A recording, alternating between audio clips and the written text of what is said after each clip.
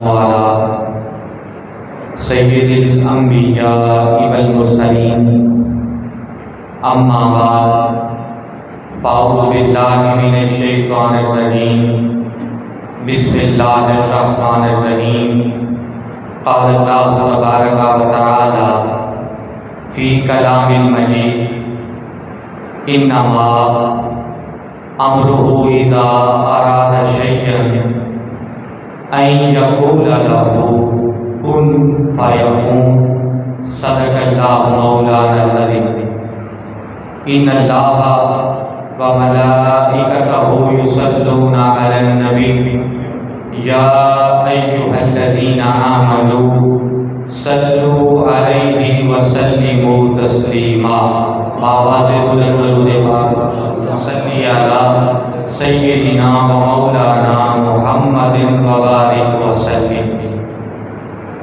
کروں تیرے نام پہ جاں فدا کروں تیرے نام پہ جاں فدا نہ بس ایک جان دو جہاں فدا دو جہاں سے بھی نہیں جی بھرا کروں کیا کروڑوں جہان اللہ وجہ کی حمد و ثنا اور کریم آقا علیہ السلام کی ذات پاک پر درود و سلام محبتوں اور عقیدتوں کا خراج پیش کرنے کے بعد اللہ رب العزت کا بے پایہ لطف و کرم اور احسان عظیم ہے کہ اللہ رب العزت نے ہمیں کریم آقا علیہ السلام کا امتی بنایا اور اس سے بڑھ کر یہ احسان ہے کہ کریم آقا اور آپ کی آل پاک کی محبت اور مودت کو ہمارے دلوں کے اندر بدل جائے عطا فرمائے۔ صدر محفل شیخ المشائخ، میرے دل کا سرور، میری آنکھوں کا نور، صاحبزادہ پیر اسعد رفاعی صاحب دامت برکاتہ عالیہ، مجھے آپ کا حکم ہوا، آپ ایک عظیم محب اہل بیت ہیں، مجھے آپ کا حکم ہوا کہ یہاں مولا کائنات مولا علی المرتضیٰ علیہ السلام کے حوالے سے ہم ایک پروگرام آرگنائز کر رہے ہیں، وہاں پر آپ کی شرکت ضروری ہے۔ میں آپ کے حکم کی تعمیل کرتے ہوئے یہاں حاضر ہوں۔ دعا ہے اللہ کریم مجھ ناچیز کا آنا اور اب سب کا آنا اپنی بارگاہ میں قبول و منظور فرمائے۔ ذالک الکتاب لا ریب فیہ، قرآن مجید وہ کتاب ہے جس میں شک کی کوئی گنجائش نہیں۔ دنیا میں اور بھی بہت سی کتابیں ہیں، بڑی ضخیم ہیں، بڑی ادب ہیں، مگر قرآن مجید کی شان ہی نرالی ہے۔ قرآن مجید وہ واحد کتاب ہے جو بیک وقت کتاب بھی ہے اور علم و معرفت کا آفتاب جہاں تاب ہے۔ قرآن مجید وہ کتاب ہے جس میں ہدایت اور حرارت کا نور یکجا ہے۔ قرآن مجید صحیفہ انقلاب ہے۔ قرآن مجید وہ کتاب ہے جو سمندر علم ہے۔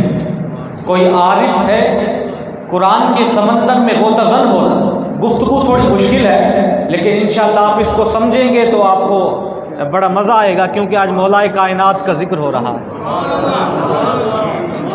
قرآن مجید سمندر علم ہے۔ کوئی عالم ہے قرآن کے سمندر میں غوطہ زن ہوتا ہے، وہ علم کے موتی چن کے لے آتا ہے۔ کوئی عارف ہے قرآن کے سمندر میں غوطہ زن ہوتا ہے، وہ معرفت کے موتی چن کے لے آتا ہے۔ کوئی فلسفی ہے قرآن کے سمندر میں غوطہ زن ہوتا ہے، وہ فلسفے کے موتی چن کے لے آتا ہے۔ الغرض یہ وہ کتاب ہے جو سراپائے اعجاز ہے، یہ وہ کتاب ہے جو سراپائے اعجاز ہے، جس کا فلسفہ کبھی فرسودہ نہیں ہوا، جس کی فکر کبھی پرانی نہیں ہوئی، بلکہ وہ زندہ و جاوید کتاب ہے جو کوئی بھی اس کو تھام کے رکھتا ہے اس دنیا میں بھی کامیاب ہے، آخرت میں بھی کامیاب ہے۔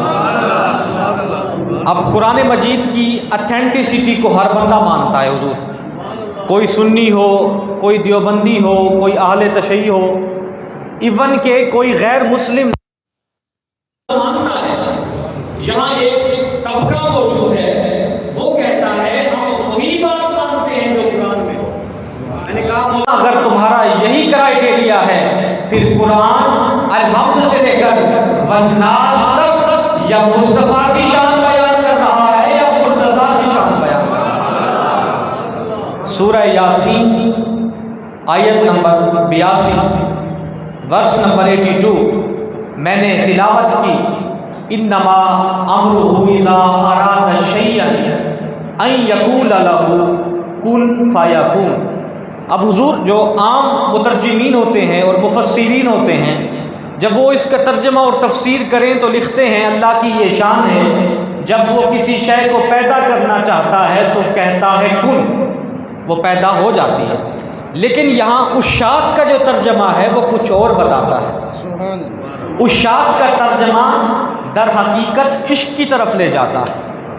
خاص کر میرے استاذ حضور سیدی شیخ الاسلام پروفیسر ڈاکٹر محمد طاہر القادری نے جب اس آیہ کریمہ کی تفسیر کی تو آپ نے لکھا کہ ارادہ کا مطلب، ہم اس آیت کا انالیسس کر رہے ہیں اور ہم اس نقطہ پر پہنچنے والے ہیں جس کے لیے ہم یہاں جمع ہیں۔ ارادہ کا مطلب ہے چاہنا، چاہت، چاہنا۔ شیئن کا مطلب ہے چاہت، تو بنا اللہ اپنی چاہت کو چاہتا ہے۔ کن آگے ہے، اس سے پہلے چاہت موجود ہے۔ اللہ اپنی چاہت کو چاہتا ہے۔ یہ وہی چاہت جسے خدا نے اپنے زجاجہ راز میں پوشیدہ رکھا، یہ وہی چاہت جسے خدا نے اپنے انوار و تجلیات میں پوشیدہ رکھا۔ اس لیے ظاہر نہیں کیا کیونکہ خدا نے فرمایا میں اس کائنات کو جب تک حسن و جمال کا پیکر نہیں بنا دوں گا تب تک میں اس کائنات میں اپنی چاہت کو ظاہر نہیں کروں گا۔ پھر اللہ رب العزت نے اپنی انوار و تجلیات سے اس کائنات کو حسن و جمال کا پیکر بنایا۔ جب یہ کائنات حسن کی انتہا پر پہنچ گئی، اصل میں یہ وہی چاہت ہے جو سورہ آل عمران کی آیت نمبر 81 اس کی طرف ہم جاتے ہیں، وَإِذْ أَخَذَ اللَّهُ مِيثَاقَ النَّبِيِّينَ، کہ اس وقت کو یاد کرو جب ہم نے انبیاء سے ایک وعدہ لیا۔ یہ اس وقت کی بات ہے، ابھی کائنات کا تصور نہیں تھا۔ اللہ رب العزت نے انبیاء کی روحوں کو جمع کیا اور مصطفیٰ کو مہمان خصوصی بلایا، اس لیے اس محفل کا اہتمام کیا کہ کریم آقا علیہ الصلاۃ والسلام کی ذات کا مصطفیٰ کا تعارف کروا رہا تھا خدا۔ اسی طرف حضرت امیر خسرو نے اشارہ کیا، خدا خود میر مجلس بود اندر لامکاں خسرو، محمد شم محفل بود کہ شب جائے کہ من بودا۔ اب خدا نے وہ محفل آرگنائز کی، مصطفیٰ کا تعارف کروایا کیونکہ وہ مصطفیٰ خدا کی چاہت مصطفیٰ تھے۔ اب پھر اسی طرف خدا اپنی چاہت کو چاہتا ہے، اس کائنات کو حسن و جمال کا پیکر بنا دیا۔ جب کائنات حسن کی انتہا پر پہنچ گئی پھر کہا کن، کہ میری چاہت ظاہر ہو جا۔ پھر وہی چاہت جسے خدا چاہتا تھا، پھر وہی چاہت جسے خدا نے اپنے انوار و تجلیات میں پوشیدہ رکھا تھا، وہی چاہت نور محمد مصطفیٰ کی شکل میں اس کائنات میں ظاہر ہو۔ اب پتہ چلا خدا جسے چاہتا ہے اسے مصطفیٰ کہتے ہیں۔ اب خدا کی چاہت تو مصطفیٰ ہے۔ اب اس نقطے کی طرف بڑھ رہا ہوں، ذرا تڑپیے گا۔ خدا کی چاہت تو مصطفیٰ ہے، آئیے مصطفیٰ سے پوچھتے ہیں آپ کی چاہت بھی ہے کوئی؟ قرآن کے اندر جہاں نبی کا ذکر ہے وہیں ولی کا ذکر ہے، جہاں نبوت کا ذکر ہے وہیں ولایت کا ذکر ہے۔ حضرت موسیٰ علیہ السلام کا ذکر ہے، ساتھ ولی حضرت خضر علیہ السلام کا ذکر ہے۔ جہاں نبی حضرت سلیمان علیہ السلام کا ذکر ہے وہاں ولی حضرت آصف بن برخیہ کا ذکر ہے۔ جہاں حضرت زکریا علیہ السلام کا ذکر ہے وہاں ولیہ بی بی مریم کا ذکر ہے۔ قرآن میں جہاں نبی کا ذکر وہاں ولی کا ذکر، جہاں نبوت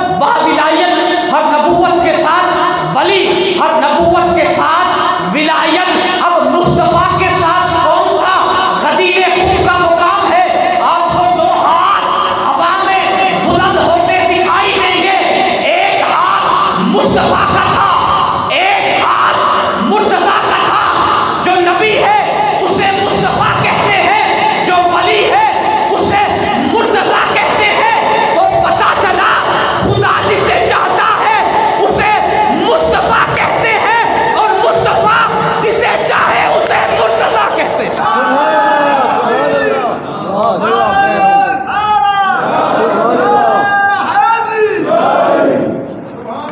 خدا جسے چاہے اسے مصطفیٰ کہتے ہیں، اور مصطفیٰ جسے چاہے اسے مرتضیٰ کہتے ہیں. آئیے اب سورہ شورا کے اندر، وقت مختصر ہے، میں بڑی تیزی کے ساتھ بڑھنے والا ہوں.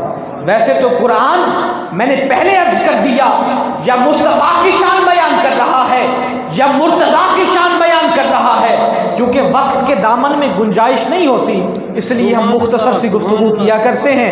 آئیے سورہ شورا کے اندر آیت نمبر 23، قُلْ لَا أَسْأَلُكُمْ عَلَيْهِ أَجْرًا إِلَّا الْمَوَدَّةَ فِي الْقُرْبَى.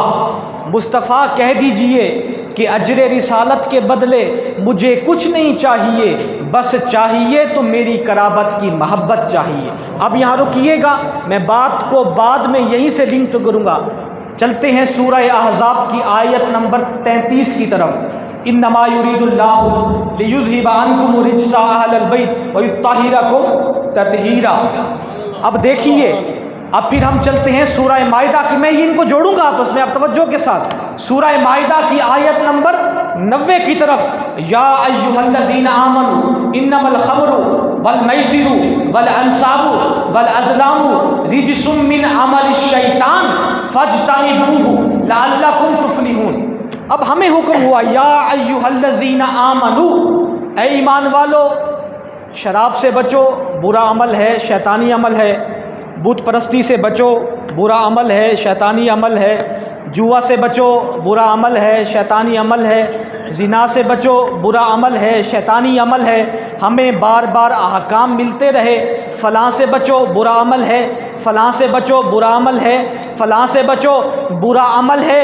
جب آل محمد کی باری آئی، یہ نہیں کہا فلاں سے بچو، فلاں سے بچو، فلاں سے بچو، بلکہ کہا گناہوں، خطاؤں، برائیوں میرے محمد کے گھرانے سے دور ہو جاؤ. اب جو علی کا ذکر نہیں کرتے ہمیں ان سے لڑنا نہیں چاہیے، کیونکہ خدا نے برائیوں کو اس گھر سے دور کر دیا.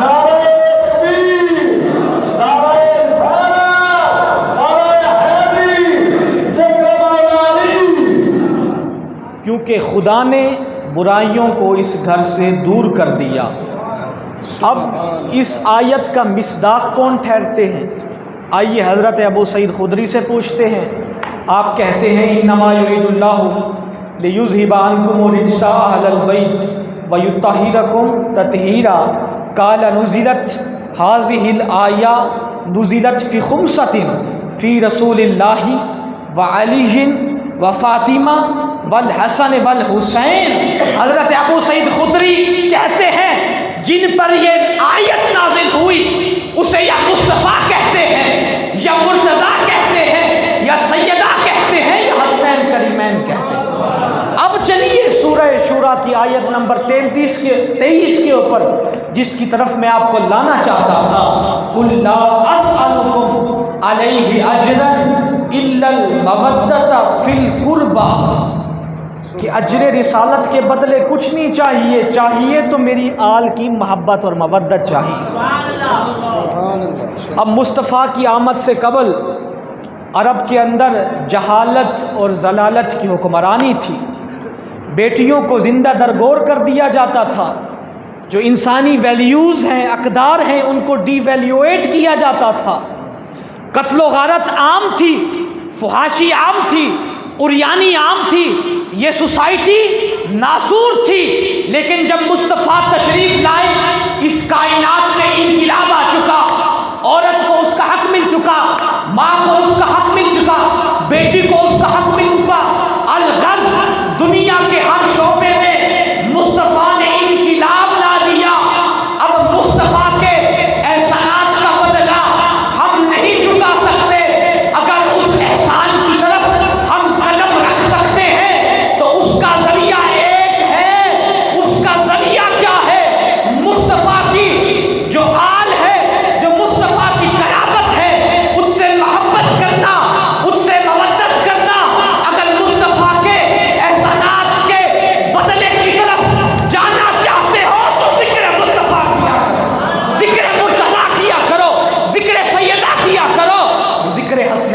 حرمین کیا کرو، تب جا کے ہم اس احسان کے بدلے نہیں چکا سکتے، اس احسان کی طرف قدم تو رکھ سکتے ہیں، اس احسان کی طرف قدم تو رکھ سکتے ہیں۔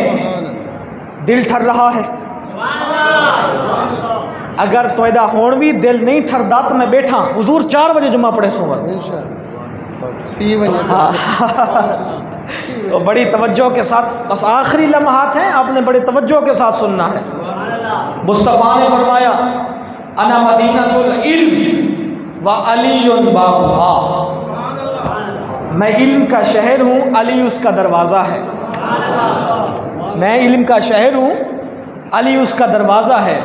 اب کوئی عالم ہے، کوئی فاضل ہے، کوئی مفتی ہے، کوئی ڈاکٹر ہے، یہاں مجھے ابھی میرے ذہن میں ایک بات آئی، حضور جب امام بخاری نے کتاب العلم، بخاری شریف کی کتاب العلم باب العلم پہ پہنچے تو آپ نے ایک جملہ لکھا، العلم قبل القول والعمل، کہ جو علم ہے وہ قول اور عمل دونوں پر مقدم ہوتا ہے۔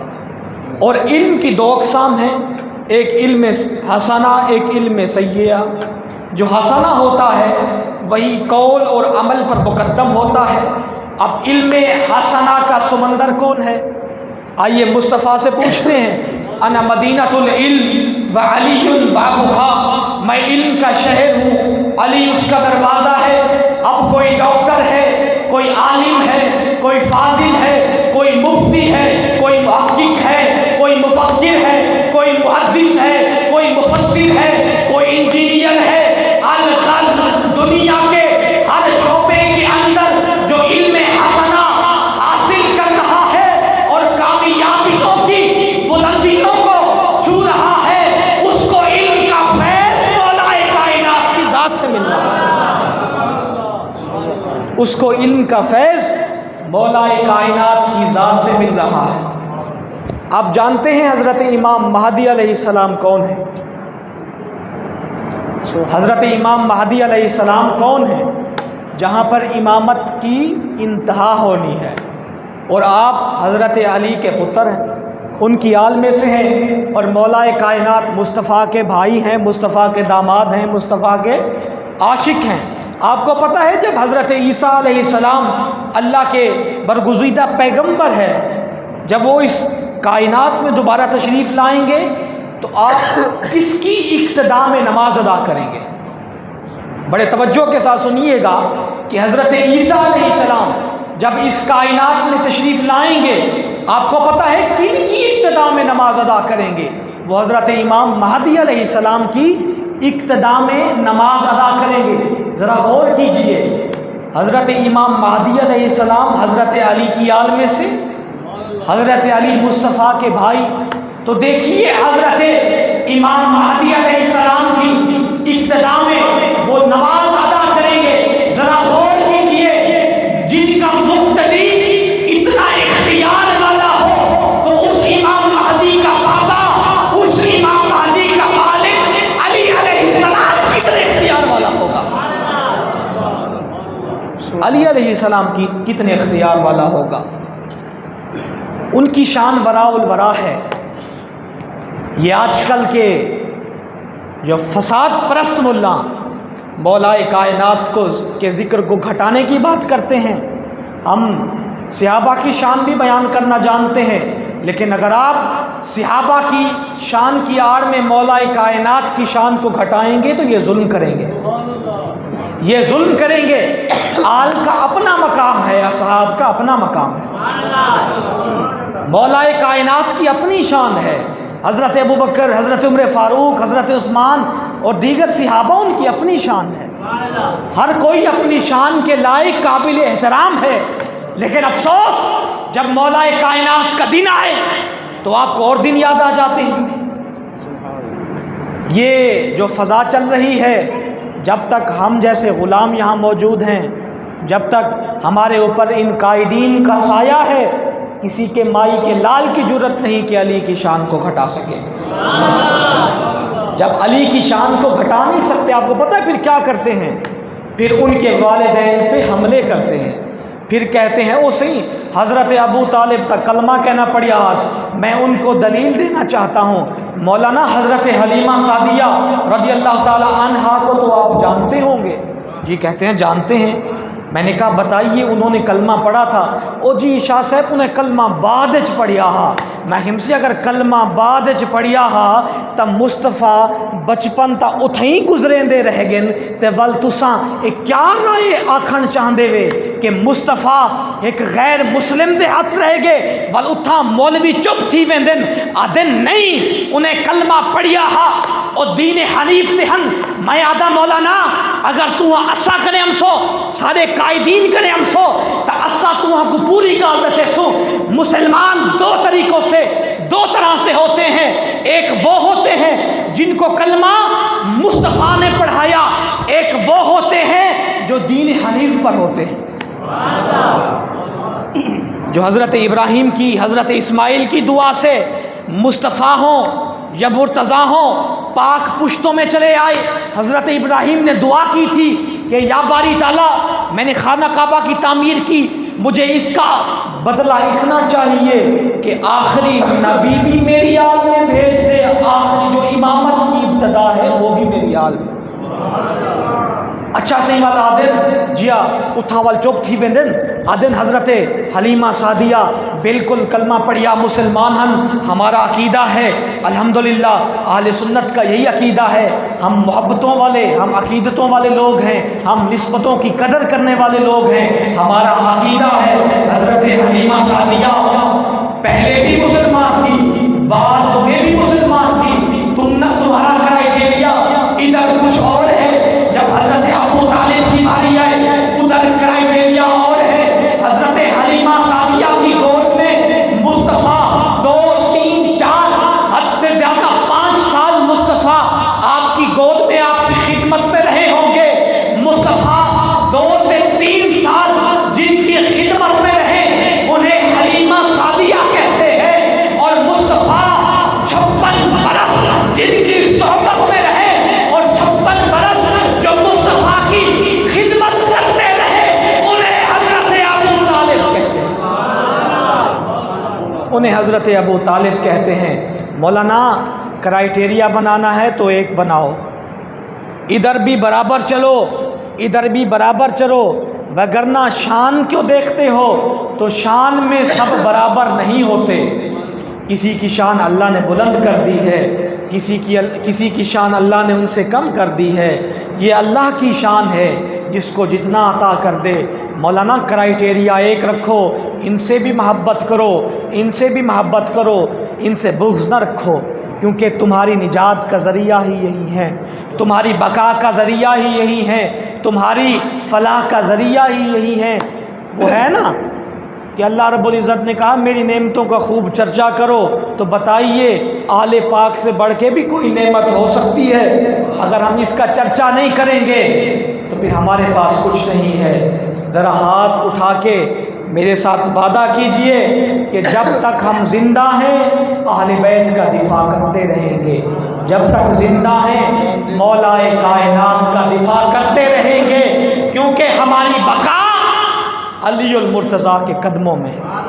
وہ شاہ نصیر الدین نصیر نے کہا تھا نا، منظر فضائے دہر میں سارا علی کا ہے، جس سمت دیکھتا ہوں نظارہ علی کا ہے، اصحابی النجوم کا ارشاد بھی بجا، سب سے بلند مگر ستارہ علی کا ہے، تم دخل دے رہے ہو عقیدت کے باب میں، دیکھو معاملہ یہ ہمارا علی کا ہے، تو کیا ہے اور کیا ہے تیرے علم کی بساط، تو کیا ہے اور کیا ہے تیرے علم کی بساط، تجھ پر کرم نصیر یہ سارا علی کا ہے، کرتا ہوں اختتام سخن اس پہ اب نصیر، کرتا ہوں اختتام سخن اس پہ اب نصیر، کچھ سوچتا نہیں کہ کیا کیا کہوں تجھے، والسلام وما علیہ الا البلاغ۔